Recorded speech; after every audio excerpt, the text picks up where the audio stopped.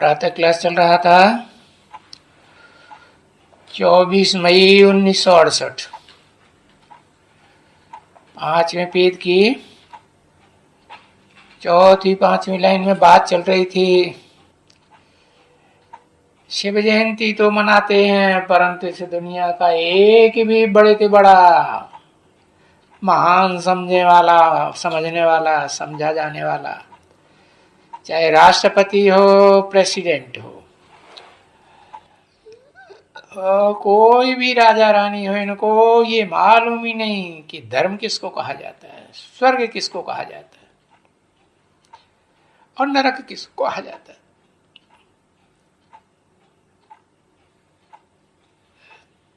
तो हाँ, इनको समझाने के लिए जा सकते हो, समझा ना। इसलिए ये पत्र छपाए हुए हैं ना,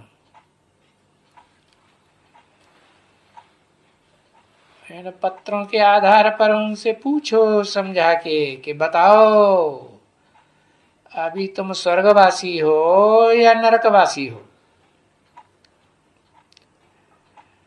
और वो क्या कहेंगे, क्योंकि सब हैं तो नरकवासी ना है, नाम ही है नरक। नर माना मनुष्य का माने करने वाला। मनुष्यों ने जो दुनिया बनाई, इब्राहिम, बुद्ध, क्राइस्ट आदि, ये सब मनुष्य है ना, या ऋषि मुनियों ने जो दुनिया बनाई शास्त्र वास्त्र लिखा के,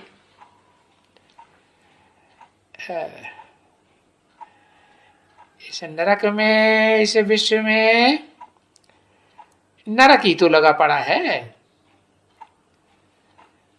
क्यों? क्योंकि स्वर्ग तो सतयुग को कहा जाता है, यहाँ जो भी सुधरे हुए मनुष्य मात्र जिन्हें देवता कहा जाता है, वो स्वस्थिति में स्थिर रहते हैं। और नरक कलयुग को कहा जाता है, पापी युग। जो मनुष्य बनाते हैं मनुष्य धर्म पिताएं, द्वापर युग से, जब से ये द्वैतवादी युग आता है, दो दो धर्म, दो दो राज्य, दो दो कुल, दो दो मतें, दो दो भाषाएं, फिर 2 से 4, 4 से 8 बढ़ते रहते, तो जरूर कहेंगे कि कलयुगवासी हैं नरकवासी, और सतयुगवासी हैं स्वर्गवासी।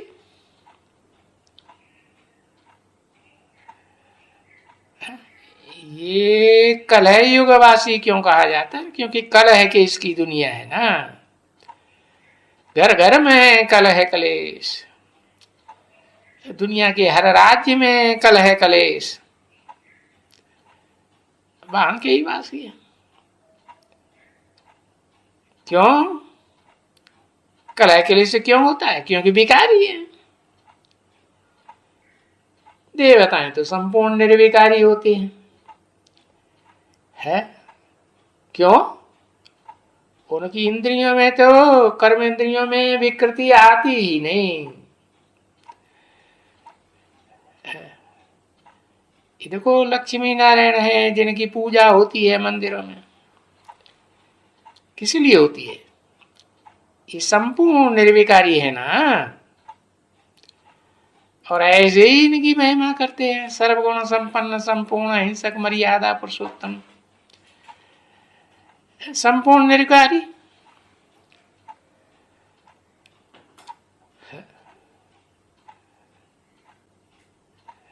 तो जो संपूर्ण निर्विकारी थे वो ही उनकी महिमा करते हैं मंदिरों में जाकर, और जो महिमा करने वाले हैं वो खुद भी कहते हैं हम तो संपूर्ण विकारी हैं। अर्थात जो विकारी हैं वो निर्विकारियों की मूर्ति बनाए के पूजा करते हैं। मूर्तियां कहो, मंदिर कहो, यादगार है ना,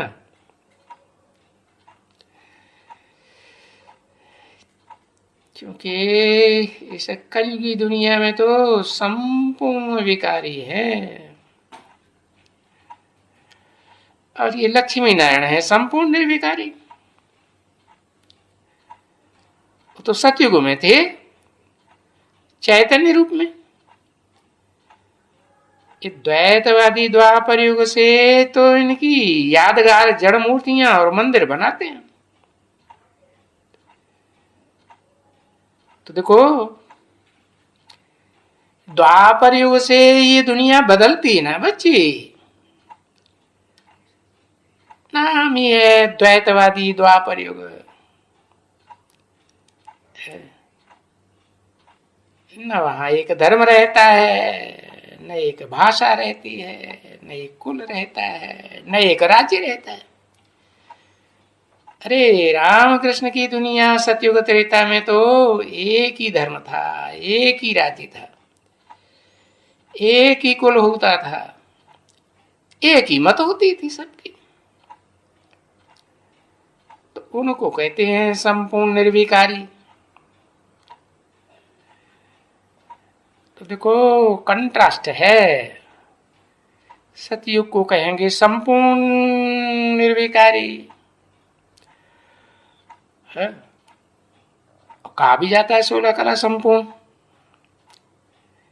या कलातीत बैकुंठ। और ये कलयुग, कलयुग है संपूर्ण विकारी। जो भी मनुष्य मात्र है उनमें सारे ही विकार बड़े पड़े, काम क्रोध लोभ मोह अहंकार। तो फिर उस विकारी युग में सबको जन्म लेना पड़ता है।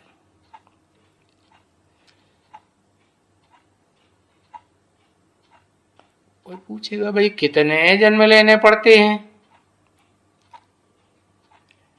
है? अरे हर युग में जन्म तो होते हैं ना, एवरेज। भारतवासियों के लिए भी कहेंगे एवरेज, और धर्म वालों के भी कहेंगे एवरेज। और धर्म वाले बाद बाद में आते हैं तो जरूर कहेंगे जो देवता धर्म की आत्माएं हैं, सनातन धर्म की आत्माएं हैं, उनके तो भाई 84 जन्म। कहते हैं ना 84 का चक्र। अब आज की झूठी दुनिया में तो कह देते हैं 84 लाख योनिया में मनुष्य भ्रमण करते हैं, तब कहीं जाकर के एक जन्म मनुष्य का होता है पुरुषार्थ करने के लिए। अब इनको क्या कहेंगे, अंधश्रद्धालु भगत ही कहेंगे ना। मनुष्य कौन है, अंधश्रद्धा से भरे हुए हैं ना।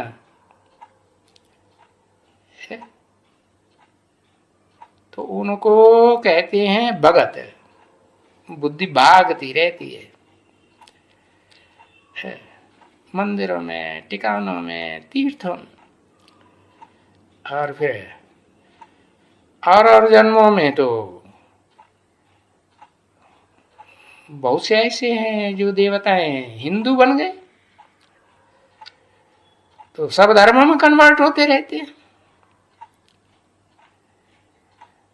फिर भी कोई भी लाखों जन्म तो नहीं लेते हैं चारों युगों में।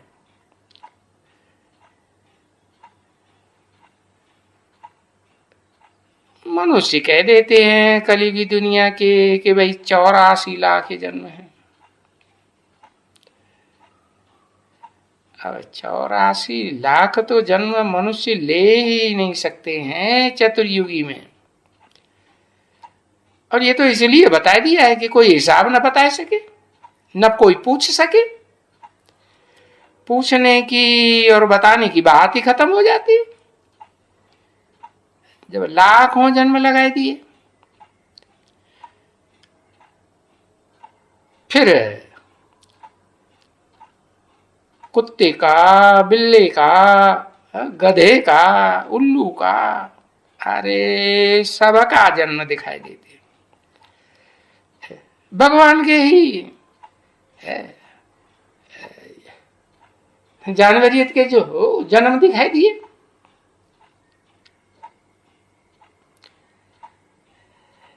अच्छा, भला मान लिया मानुषों को 84 लाख जन्म दे देते हैं,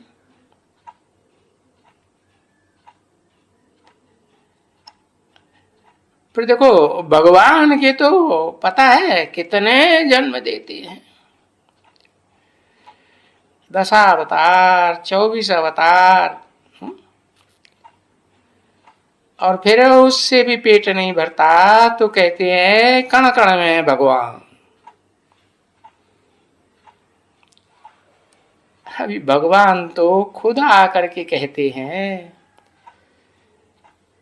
पता है मुझे जो मैं इनमें प्रवेश किया हुआ हूं। किनमें? चतुर्मुखी ब्रह्मा में है। फिर कहते हैं पंचमुखी महादेव, पंचानन ब्रह्मा। तो इतने मुख दिखाए हैं तो जरूर उनका शरीर भी तो होगा है? कि राहु की तरह काम करेंगे है? नहीं। तो देखो जो इन ब्रह्मा नामधारियों में मैंने प्रवेश किया है, और प्रवेश करके क्या नॉलेज दी है वो तुम बच्चों को नॉलेज दे रहा हूं। हम मुझे कहते हैं कण कण में भगवान, कहते हैं ना। देखो ऊंच ते ऊंच भगवान को भी पाप आत्मा बनाए देते हैं। गाते भी है ऊंचा तेरा नाम, ऊंचा तेरा काम, ऊंचा तेरा धाम।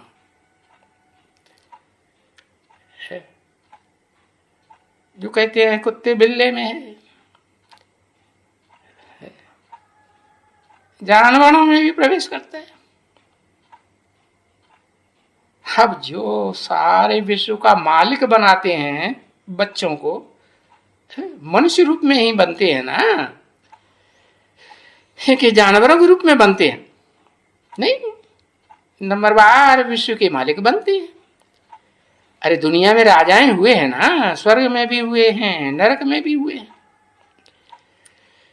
4 युगों में कंट्रोल करने वाले राजाएं तो हुए हैं ना। तो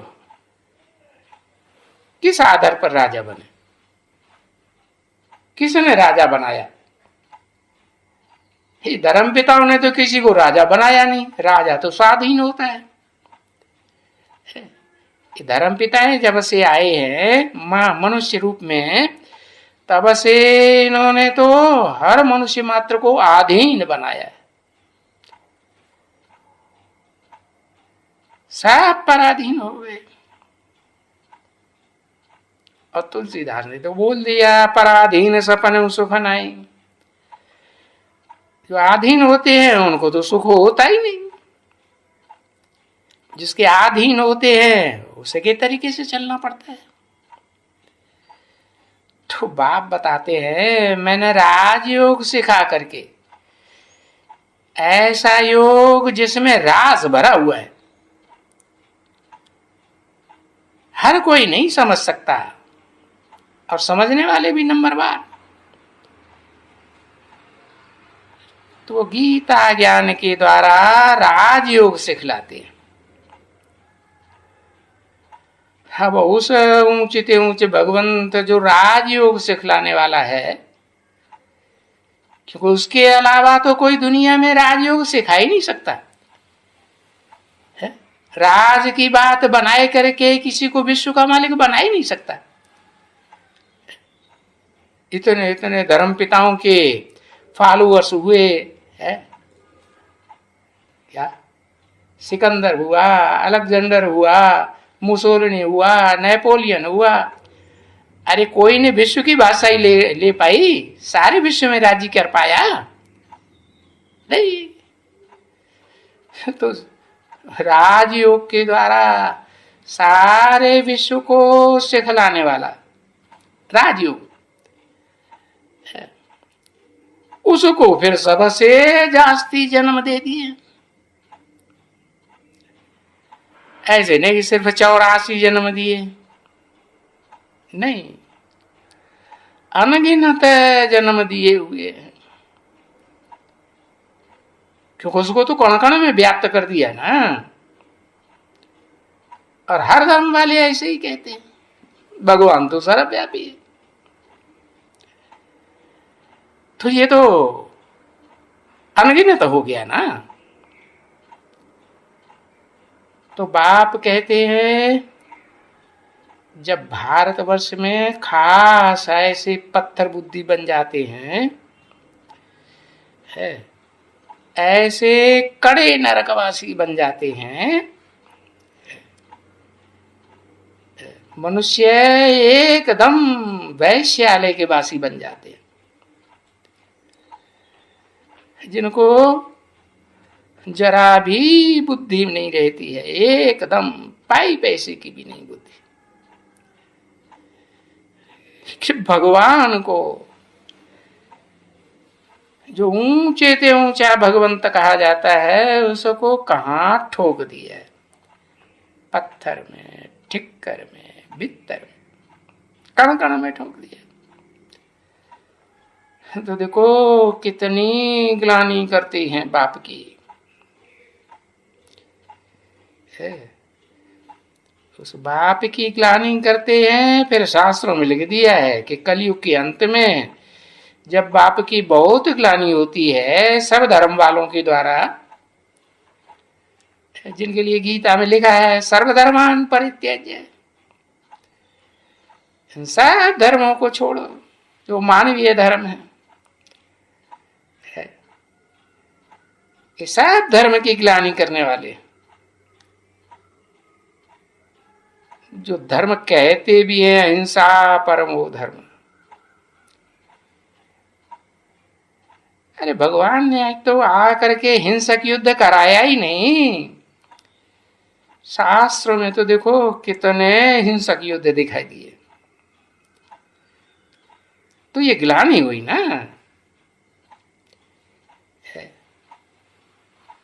और बाप ने जो धर्म स्थापन किया, सद्धर्म, बहुत ही पुराने ते पुराना सनातन धर्म कहा जाता है। तो उस बाप के लिए जो ऊंचे ते ऊंचे है सुप्रीम सोल, उसके लिए कह दिया 24 अवतार। अब पीछे तो फिर कह देते हैं युगे युगे अवतार, हर युग में आता हूं। अरे सतयुग में तो देव आत्माओं को शास्त्रों में भी लिख दिया सतयुग 16 कला संपूर्ण होता है, बहाने की क्या दरकार। तो पहले युगे युगे फिर 24 अवतार। अरे युगे युगे आऊंगा तो 4 युगों में 4 अवतार होने चाहिए ना, 24 अवतार क्यों गिनाई दिए। फिर कोई 64,000 भी कह देते।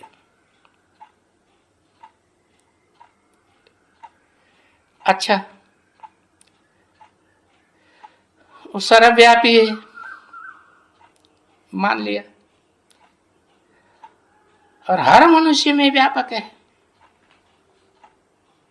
भला ऐसे हो सकता है। फिर कहते हैं मनुष्यों की बात छोड़ो, कुत्ते बिल्ली में, फिर उससे भी पेट नहीं भरता तो कहते हैं कण कण में, पत्थर पत्थर में। इतना एकदम गिरे हुए हैं कि मन बुद्धि देखो मनुष्यों की कैसी बन गई है। इसको कहेंगे न मनुष्यों की गति की दुर्गति, इसको दुर्गति कहा जाता है। सदगति थोड़े ही कहेंगे। सच्ची गति तो तब कहा जाए जब शरीर में रहते रहते सुख ही सुख भोगे, दुख का नाम निशान न हो।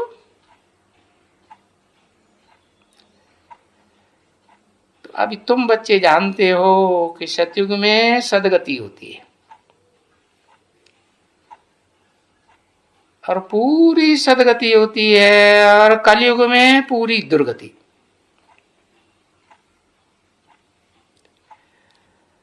परंतु ये भी है कि सतयुग में तुम थोड़े बच्चे रहते हो, बाकी आबादी कम होती है। तो जैसे जैसे आत्मलोक से आत्माएं सच रूपी रंगमंच पर उतरती रहती है, वैसे वैसे हर युग में है जनसंख्या बढ़ती जाती है।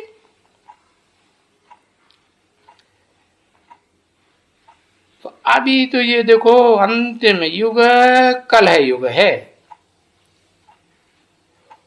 तो हर युग के मुकाबले जास्ती मनुष्य होंगे ना। देखो कितने मनुष्य हैं, उनकी सही सही आदमशुमारी करना भी मुश्किल। और फिर एक धर्म के नहीं है, अनेक धर्मों के मनुष्य हैं। तो फिर देखो लिखा हुआ है कि बाप आते हैं ब्रह्मा द्वारा। ये जो 3 मूर्तियां हैं ना, उनमें से जो ब्रह्मा है,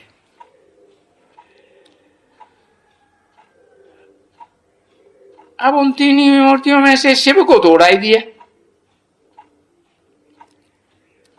नाम ही है जिसका शिव, कल्याणकारी, सदा शिव है, सदैव कल्याणकारी। कभी भी कोई भी सेकंड में अकल्याणकारी नहीं होता, न वाइब्रेशन से, न वाचा से, न कर्मेंद्रियों से, न ज्ञानेंद्रियों से। तो देखो उन ऊंचते ऊंच भगवंतों को तो उड़ाए करके ठीक कर भीतर में डाल दिया।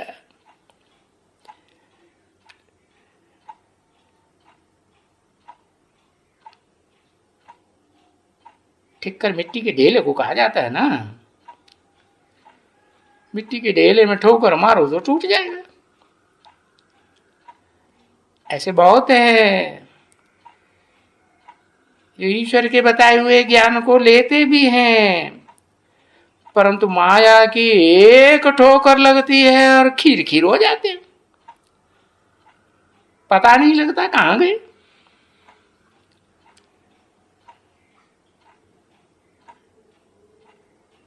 तो देखो ये तो 3 मूर्तियों को, ब्रह्मा को, विष्णु को, शंकर को खड़ा कर दिया। अभी उसमें लिखा हुआ है कि ब्रह्मा द्वारा स्थापना नई दुनिया की, नई दुनिया के संगठन की, नई दुनिया की राजधानी की। फिर वो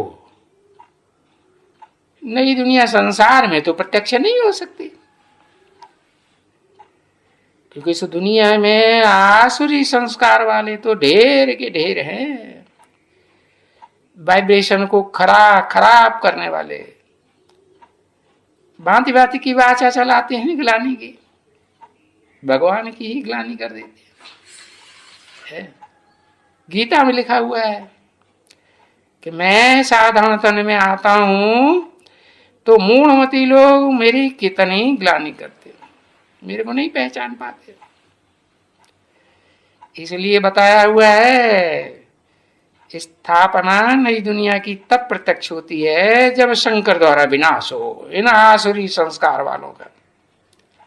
सुधरते ही नहीं। तो जब इस 500-700 करोड़ की कलयुगी दुनिया का विनाश हो, फिर विष्णु द्वारा पालना। नई दुनिया की।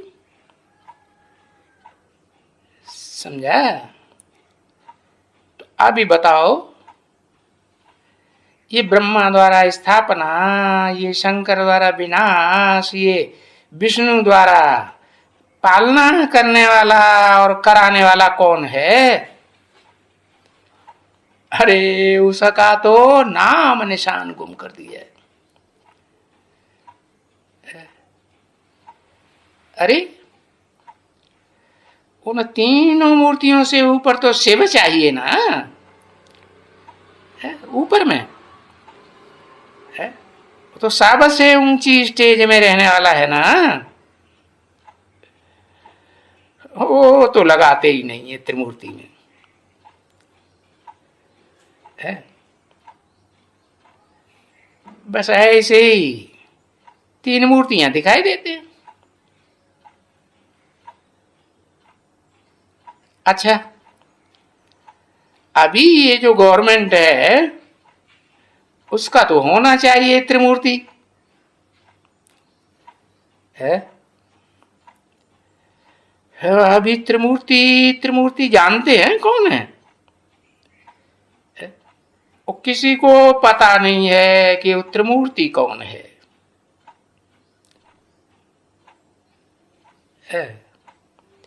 अच्छा, भला अगर पता भी है कि भाई ब्रह्मा विष्णु शंकर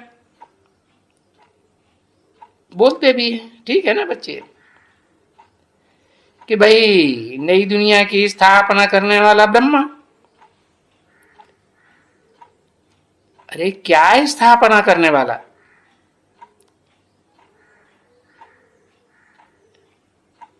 सिर्फ ब्राह्मण धर्म की स्थापना करने वाला, जो बताई दिया है ब्रह्मा के मुख से ब्राह्मण निकले।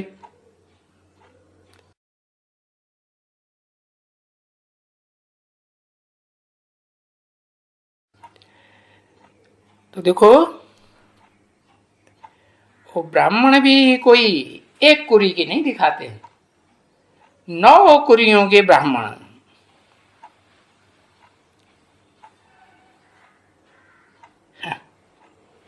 तो बताओ, एक से एक नीची, एक से एक ऊंची कुरी के ब्राह्मण।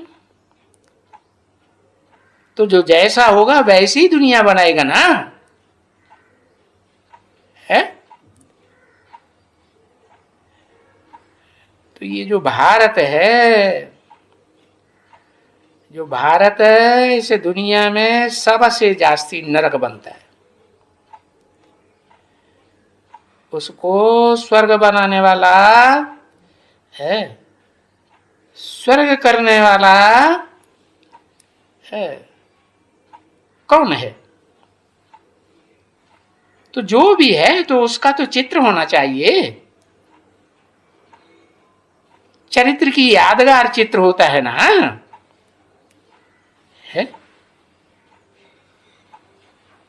तो वो दिखाना चाहिए, बताना चाहिए। फिर कहेंगे ब्रह्मा द्वारा स्थापना। ऐसे नहीं कि ब्रह्मा द्वारा 70 के ब्राह्मणों की स्थापना, नीच और ऊंच नहीं। ब्रह्मा द्वारा जो संपूर्ण ब्राह्मण बनते हैं, ब्राह्मण सो देवता कहे जाते हैं। ब्राह्मणों की पूजा करते हैं ना, उनको खिलाते हैं पिलाते हैं, है, और उनको भेंट देते हैं। तो वो ब्रह्मा कौन? तो वो तो जरूर एक ही होगा, सारी प्रजा का पिता, 500-700 करोड़ का पिता। आदम कहो, एडम कहो, आदिनाथ कहो, आदिदेव कहो, आदिश्वर कहो, सृष्टि के आदमी। तो सारी सृष्टि उसी प्रजापिता ब्रह्मा की पिता है ना, बीज बोने वाला बाप है ना, तो उसी की संतान हुई ना, सब उसी की वंशावली कहे जाते। नहीं तो अकेला एक मुख वाला ब्रह्मा क्या करेगा? तो देखो तुम सभी हो ना नंबरवार ब्रह्मा कुमार कुमारियां।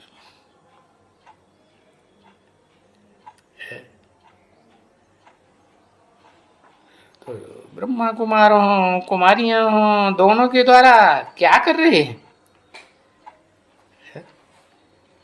स्वर्ग की स्थापना कर रहे हैं। सबको बोलते हैं कि भाई पवित्र बनो, क्योंकि काम महाशत्रु है। ये तो विकारों में मुख्य विकार है। और फिर इनके ऊपर भी दूसरा है देह अभिमान। देह अभिमान होता है तभी तो काम क्रोध लोभ मोह अहंकार आते हैं। तो ये विकृति पैदा करने वाली देह है ना। ये 5 विकार पुरुष के दिखाए हुए हैं, कामी क्रोधी लोभी मोही अहंकारी। तो ये रावण के 5 पुरुष हो जाते हैं।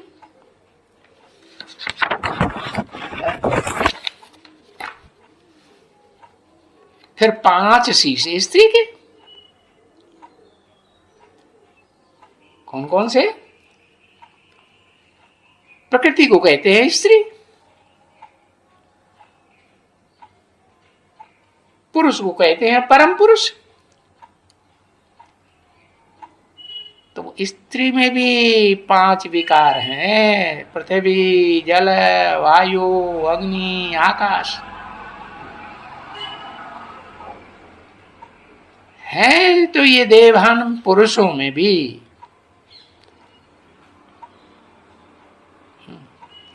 वो पुरुषों को कहा जाता है रावण। क्योंकि आज की दुनिया में जहां भी देखो कन्या माताओं को ही सबसे जास्ती रुलाते हैं, अबला कही जाती है ना। यह अबला किसने बनाया? है ना, मनुष्य मात्र ने बनाया। जब से ये धर्म पिताएं आए है, जीसस के रूप में या सिद्धार्थ के रूप में या कोई भी आधार में आए, तो ये दुनिया रुलाने वाली बन गई। ओम शांति।